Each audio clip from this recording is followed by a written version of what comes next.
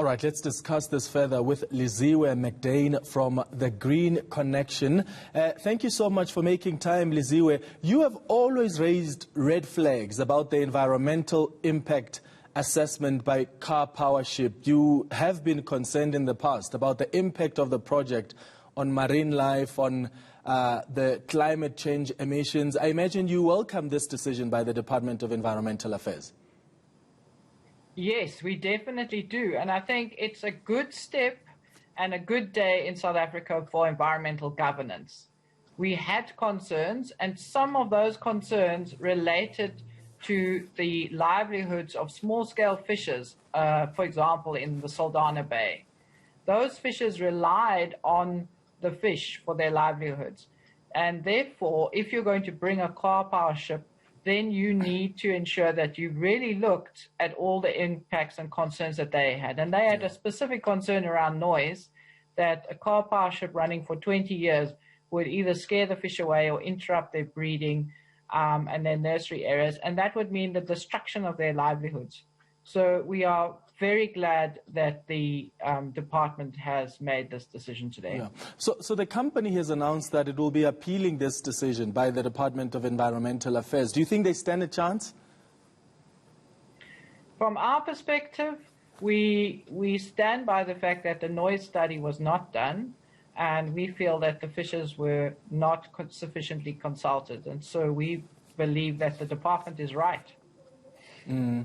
What do you think will be the consequences of this decision for this company? Because it was earmarked to provide 2,000 megawatt to the national grid on power ships that would be docked on our ports.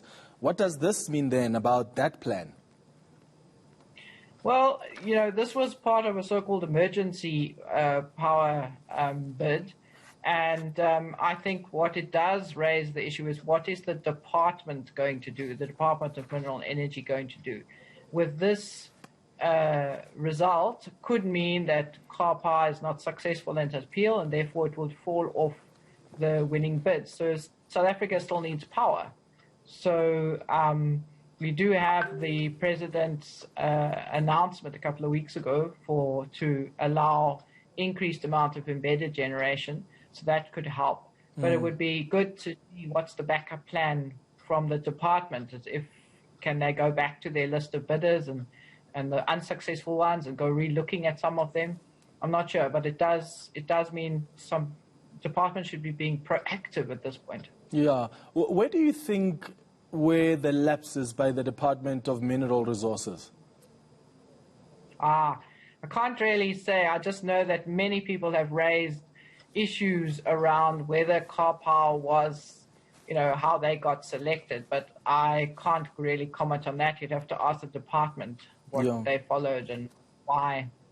Liziwe, thank you so much for giving us your reaction. Liziwe McDaid from the Green Connection, responding to that decision by the Environmental Affairs Department to reject an application by Karpowership SA to generate electricity at 3 of the country's ports. And the issue there has always been around the environmental impact assessment and whether that has been successfully done.